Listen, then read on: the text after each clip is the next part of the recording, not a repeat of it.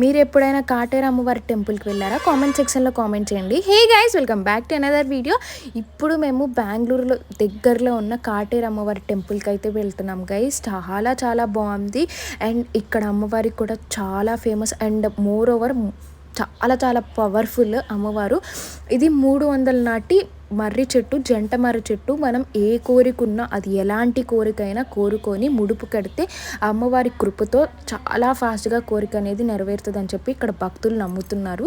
And మనం 9 వారాలు వరుసగా అండ్ 9 ప్రదక్షిణాలు చేస్తే ఖచ్చితంగా ఎలాంటి కోరికైనా, ఎంత కష్టమైన కోరికైనా నెరవేరుతుందని చెప్పి వాళ్ళు 100% చెప్తున్నారు. అండ్ మోర్ ఓవర్ నేను కూడా ఆల్రెడీ స్టార్ట్ చేసేసాను అనమాట.